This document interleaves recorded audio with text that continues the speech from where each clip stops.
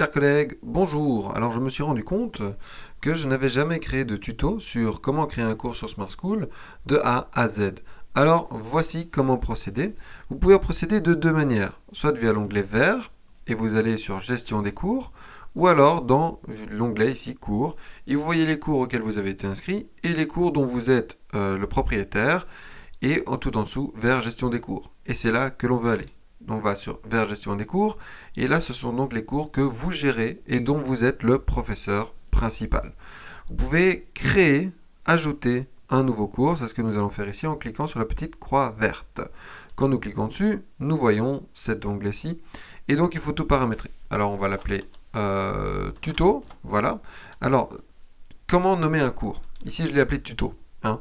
Mais c'est en fait très important, parce que le cours ne doit pas être nommé tel que vous en avez besoin, mais tel que les élèves en ont besoin. Il faut penser aux utilisateurs.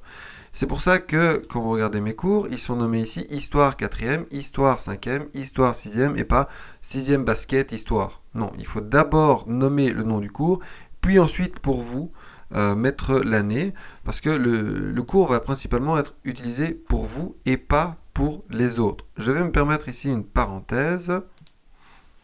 Ma parenthèse, la voici. Ici, vous avez tous les cours qui ont été créés sur Smart School. Et vous voyez ici un C, un D art, un D 2D, mais c'est pour maths, un 2C 2 maths, 2C, 2C1, 2S. Si vous êtes un élève en deuxième, ça va juste être un enfer pour savoir quel est le cours de maths et quel est le cours d'autre chose, s'ils s'appellent tous 3A, 3B, 3 bio, enfin bon, là je disais deuxième, mais bon bref, si vous êtes un élève et que tous vos cours sont nommés d'après votre classe, ça va juste être un enfer pour savoir quel est le cours du bon prof. Hein, 3TQ Art, 3TQ Art Dessin. Si vous êtes en 3V, en 3 ventes, il y a plusieurs cours qui s'appellent 3 ventes. Alors certains ici sont, je crois, désactivés. Soit, mais 3P vente, 3P vente, 4ème religion, ici, voilà, 3P vente, c'est le cours de Vermilion, oui, c'est le cours de vente. Donc ça va, mais il ne faudrait pas que ça commence par 4PV, il faudrait que ça commence par vente, 4ème, pour savoir que c'est le cours de vente. Voilà, comme ça on fait le tri alphabétiquement. Smart School fera le tri alphabétiquement parce que regardez ici. Donc là, je suis sur le compte admin et donc je suis inscrit à tous les cours par défaut. Et vous voyez, si je suis un élève de 1C2, quel est le cours en 1C2 que je dois chercher ou 1C1 ou 1C, enfin bref. Voilà, je ne sais pas. Et sur l'application Smart School, le petit descriptif ici, maths 1C, on ne le voit pas, je pense. Donc, on ne peut pas nommer son cours d'après la classe. Il faut nommer le cours d'après la matière qui est enseignée, en premier lieu. Donc, si c'est histoire, c'est histoire. Si c'est sciences économie, mettez peut-être économie. Mettez un seul mot. Si c'est science, bah science. Chimie, chimie. Bio, bio. Voilà. Donc ne mettez pas le nom de la classe, puis le cours. Mettez d'abord le cours, puis le nom de la classe. Ça va faciliter et fluidifier la navigation des utilisateurs, à savoir les élèves, hein, parce que sinon c'est juste un enfer pour eux. Voilà, ici, parce que si vous regardez voilà, là on commence à avoir des cours qui sont correctement nommés, qui seront faciles à trouver pour les élèves, en plus avec un logo qui est clair et net. Mais donc il faut vraiment d'abord nommer le cours par le nom du cours, et puis ensuite, pour vous, nommer le numéro de la classe. Fin de parenthèse, donc, ça c'est donc une parenthèse pour la bonne gestion électronique de l'information. Fin de parenthèse, donc comment je note mon cours? Bah, si c'est le cours tutoriel, je vais l'appeler tutoriel. Voilà, je vais dire, je peux mettre une description, hein, Smart School. Voilà, et alors ici, icône, on va mettre comme icône, on peut mettre Smart School comme icône, on peut mettre la lettre T, on peut mettre autre chose, soit. Et alors, je vais le rendre invisible parce que, de toute manière, personne n'en a besoin pour le moment. Donc ça, je peux créer le cours, et en fait, j'ai pas besoin de faire autre chose, j'ai pas besoin d'appuyer sur un bouton sauvegarder. Ça, c'est fait, c'est bon, ça s'enregistre. Alors, vous pouvez changer l'enseignant principal. Hein, bon, le mieux c'est de rester soi-même si vous l'utilisez. Vous pouvez nommer un co-enseignant ici. Hein, vous pouvez alors rechercher via l'arborescence ou via le nom d'un collègue. Je vais chercher Pierre, Pierre Brinard. Voilà, il est ici. Hop, je peux le nommer co-enseignant. Voilà, enregistré. Et alors il sera là. Bon, je vais le virer. Hop, tout supprimer. enregistrer, voilà. Je peux sélectionner les membres du cours, alors là souvent ce sont des élèves d'une classe, donc il y a deux méthodes, soit vous cliquez sur la classe et vous faites tout ajouter, mais si la liste de la classe est mise à jour à un moment ou l'autre de l'année, il faudra aller vérifier tous vos cours, ou alors vous cliquez ici tout en haut sur classe et vous sélectionnez la classe que vous voulez ajouter. Par exemple, quatrième, troisième TT Sport, je mets plus, hop, elle va se retrouver là. Et alors là, tous les comptes principaux et les comptes secondaires de cette classe-là seront associés, c'est-à-dire même les parents. Ce qui peut être pratique si le gamin est malade, machin, je sais pas, et qu'il compte sur ses parents pour aller sur Smart School, imprimer un truc. Soit. Donc c'est plus efficace quand vous associez une classe, d'autant plus que si vous gardez l'attribution d'année en année, bah, vous n'aurez pas besoin de changer les membres du cours. Hein. Là, vous gardez une classe, et bah, l'année suivante, vous gardez la classe et vous n'avez pas besoin de vous fatiguer de savoir qui seront les membres du cours. Ils vont automatiquement être mis dedans avec la mise à jour de Smart School. Une fois que vous avez donc nommé votre cours, choisi votre icône, choisi si c'était visible ou invisible, changez peut-être d'enseignant principal, choisi un cours enseignant et trouver les membres de votre cours, vous pouvez revenir en arrière. Et alors là, vous avez la liste de vos cours. Et vous avez votre cours ici, qui est là, hein, celui que je viens de créer, Tutorial Smart School. Et si je vais ici, eh bien, je ne vais pas le voir parce que je l'ai bien entendu rendu invisible. Il suffit simplement que je reclique dessus, je le mets visible, je reviens en arrière, ça s'auto-sauvegarde. Il n'y a pas besoin de re-sauvegarder. Là maintenant, je vais sur cours et je le vois, il est ici.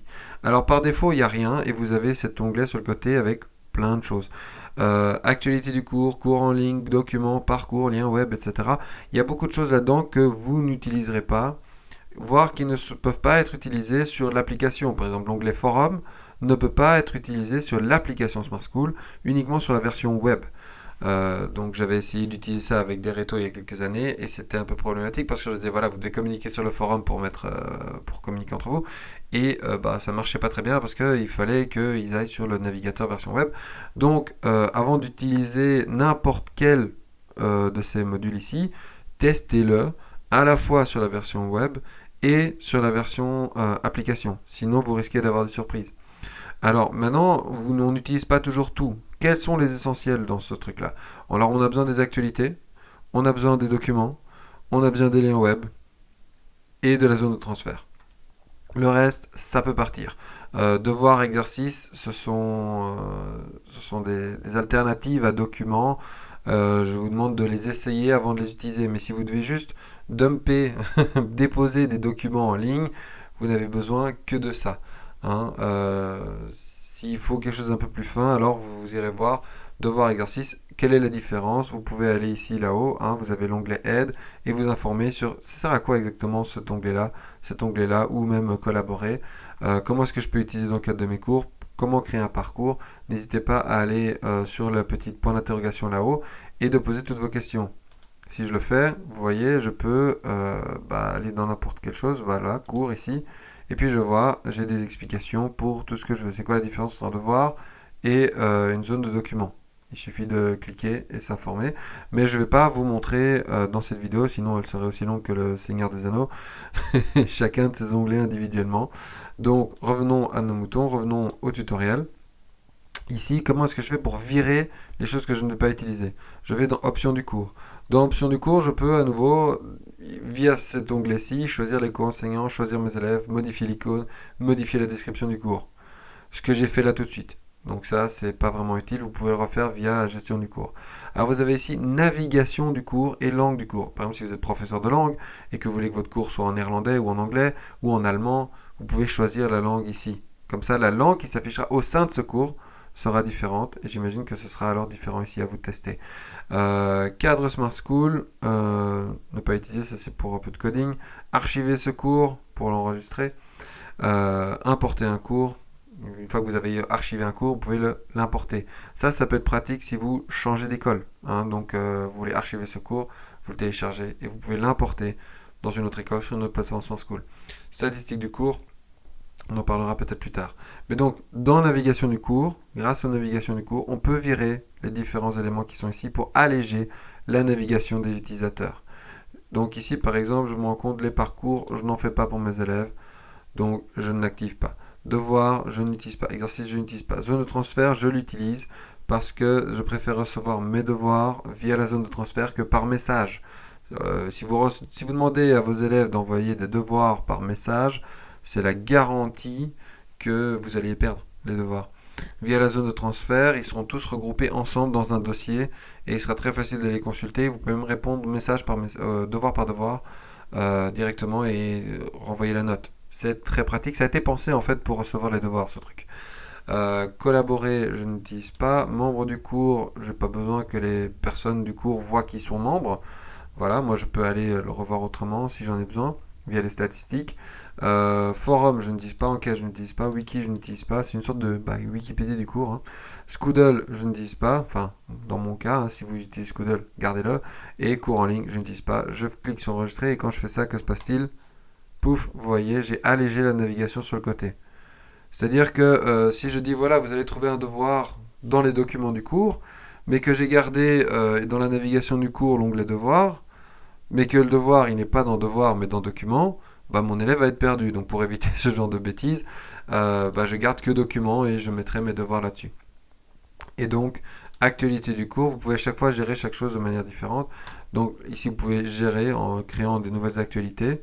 Et toutes les personnes qui sont inscrites dans votre cours vont recevoir une notification dès qu'il y a une nouvelle actualité et seront alors invitées à aller la lire.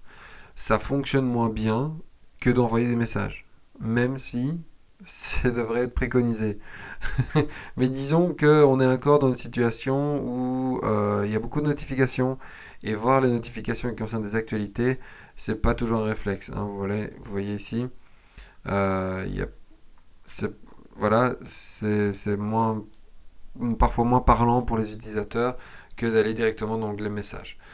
Euh, donc si vous utilisez actualité, il faut verbalement l'expliquer en classe et s'assurer que ce soit bien imprimé, hein, quitte à avoir montré le truc à vos élèves, d'avoir pris les 10 minutes de montrer. N'hésitez pas à montrer en cours pendant 5 à 10 minutes votre cours sur Smart School, comment il est structuré, comment vous l'organisez et comment vous l'utilisez. Documents.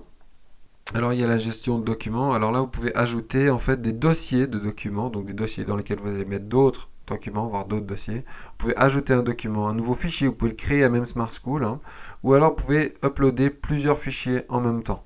Si je fais ceci, je vais avoir cette fenêtre-là, je peux sélectionner le fichier, et alors j'ai cette fenêtre-ci qui apparaît, et en fait je peux alors glisser plusieurs fichiers en même temps. La chose est qu'ici, les fichiers ne seront pas renommés. Ce qui est pratique. Et je ne dois pas les nommer non plus. Hein. Donc si je ne veux pas me fatiguer à devoir nommer les fichiers, j'utilise téléverser plusieurs fichiers en même temps. Parce que si j'utilise, je reviens en arrière, si j'utilise juste nouveau document, là il va me dire, ou nouveau fichier, il va me dire, comment tu l'appelles ce document-là? Même s'il a un nom, soit. Donc je préfère utiliser plusieurs fichiers. Nouveau dossier pour organiser vos trucs en fonction de chapitres, etc.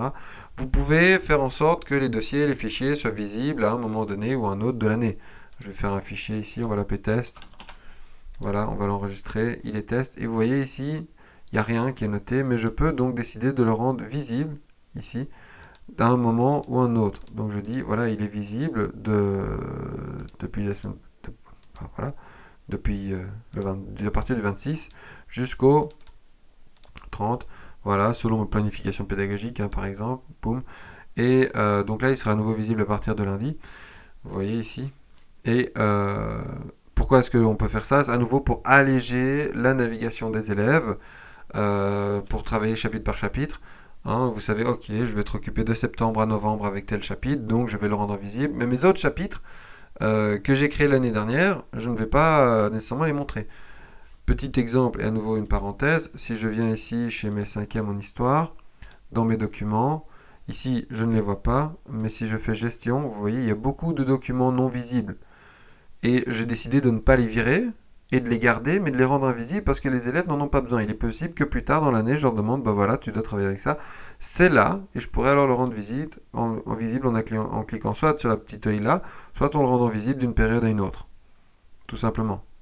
Hein. Donc d'année en année, c'est pour pouvoir alléger à nouveau la navigation, parce que si vous gardez le même cours sur 3 ans, ce qui est en fait la base, hein, normalement il ne faut pas créer un nouveau cours chaque année, il faut créer un cours et puis le modifier chaque année, ajouter des trucs, retirer des trucs, etc. Au bout de 5 ans, il ne faut pas que votre cours devienne indigeste pour des élèves.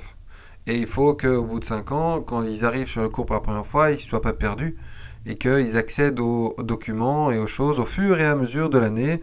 Et c'est pour ça qu'on a cette possibilité de rendre les choses invisibles, de les masquer soit manuellement, soit de programmer le fait qu'ils soient masqués. Vous pouvez décider de masquer des documents, par exemple la veille d'une interro, hein, voilà, en disant bah vous avez eu le temps de réviser. Voilà, soit. Je reviens vers mon cours test, tutoriel. Lien web, bah, ici c'est la même chose, on peut donc créer des dossiers de liens ou tout simplement mettre des liens. Donc là c'est donner un lien à un élève, hein, le lien vers une plateforme, le lien vers un dictionnaire en ligne, le lien vers une n'importe quoi, vers une vidéo. Euh, Tout lien est possible. Voilà. Puis vous avez la zone de transfert ici. Et donc la zone de transfert, c'est ce qui remplace vraiment les pièces jointes en message pour recevoir des devoirs. Alors, vous avez ici, c'est un peu contre-intuitif, mais vous avez dossier de transfert et dossier. Alors les dossiers de transfert, en fait, rentrent dans les dossiers. Et ce qu'il faut créer, ce sont des dossiers de transfert. Donc si je crée un dossier de transfert, je dois lui donner un nom aussi, je peux y fixer une durée. Je peux donner des droits, donc je peux dire que les élèves ne peuvent téléverser qu'un seul fichier ou 3 fichiers, enfin ils ont une limite. Je peux faire en sorte que les autres élèves puissent voir les fichiers des uns des autres, si je veux qu'ils aient une approche collaborative, qu'ils puissent télécharger les fichiers des uns des autres ou pas, qu'ils peuvent télécharger les fichiers des enseignants ou pas. Voilà, il y a vraiment moyen d'avoir une approche plus collaborative ou plus frontale, on va dire, hein. Voilà, voici les fichiers, j'attends la note, ou alors un truc où c'est basé sur l'échange et on télécharge les uns les autres. Il y a vraiment beaucoup de possibilités. Afficher tous les élèves dans la liste, même s'ils n'ont pas encore mis leur dossier. Alors ça, je le fais systématiquement. Pourquoi? Parce que alors, comme ça, je vois toute la liste des élèves. Et ça me permet, en fait, en fonction d'un petit code couleur, de directement voir s'ils ont remis ou pas le devoir dans la zone de transfert. Tri par ordre alphabétique, ordre chronologique, etc. Groupement. Normalement, j'ai déjà fait un tuto sur la zone de transfert, donc je ne vais pas trop m'allonger là-dessus. Mais donc, c'est ultra pratique. Et puis dans l'option du cours, pour y revenir, vous avez les statistiques du cours. Dans les statistiques, vous avez l'utilisation des modules. Quels sont les modules les plus utilisés? L'utilisation des modules par utilisateur et l'utilisation du cours par personne. Bon, là, je suis tout seul, mais ça me permet de, si je fais un petit scanning là, de voir, par exemple, depuis le début de l'année, si mes élèves ou pas ont été se connecter au cours et l'ont regardé. Je vais aller voir mes sixièmes, par exemple. Hop. Oui, ça c'était mon chien. Et donc là, utilisation des cours par personne, je vois, ça c'est sur la semaine, donc je vais demander sur le mois. Depuis septembre, Adil ne s'est pas connecté. Moi, je me suis connecté beaucoup de fois, 23 fois. Voilà, bah, pour mettre le truc à jour, hein. Et il y a beaucoup d'élèves qui ne se sont pas connectés. Il y a un très faible taux de connexion à Smart School dans l'école. Donc même quand on rend les fichiers accessibles pour eux via des cours, ça ne marche pas très bien, hein. Ça dépend vraiment du public scolaire que l'on a. Mais avec notre public scolaire, et en tout cas dans mes classes, j'ai pu constater que ils prennent pas le réflexe d'aller dans les cours. Ils sont encore vraiment en surface de Smart School, c'est-à-dire que s'ils reçoivent pas un message, ils vont pas aller regarder l'actualité. S'ils reçoivent pas le message avec la pièce jointe, ils vont pas nécessairement aller dans le cours pour chercher le document. Ils ont encore beaucoup de mal avec ça. Donc il faut encore les accompagner dans cette démarche. Il faut, si vous créez un cours, montrer aux élèves, maintenant on a des projecteurs dans toutes les classes, prenez un ordinateur, montrez aux élèves comment vous avez utilisé votre cours et qu'est-ce qu'ils peuvent faire. Il y en a certains, ils vont encore faire «Oh!» alors qu'ils ont eu des présentations, hein. Ils ont eu des présentations l'année passée, toutes les classes ont reçu une présentation Smart School. Et alors l'équipe Smart School fait une présentation générale de Smart School à toutes les classes, mais ça ne nous dispense pas néanmoins en tant que professeur de dire voilà, vous savez comment c'est, mais ça c'est comment moi j'utilise mon cours et je vous demande de vous connecter quand même de temps en temps, au moins une fois par semaine ou 2 fois par semaine, parce qu'il y aura des notifications, il y aura des choses. Voilà, donc ça c'est comment créer un cours de A à Z. Je pense avoir tout couvert. Si vous avez des questions, n'hésitez pas à m'envoyer un petit message. Et pour les braves, voici mon toutou. Voilà, ça c'est mon toutou. Ça c'est mon toutou. Et ici, c'est mon deuxième petit chat. Euh, ouvrir l'image. Ouvrir l'image. Voilà, dans un nouvel onglet, mon deuxième petit chat. Ça c'est pour les braves. le moment dopamine de la fin de la vidéo qui maintenant va faire 20 minutes dans 2 secondes. Donc je vous dis ciao ciao.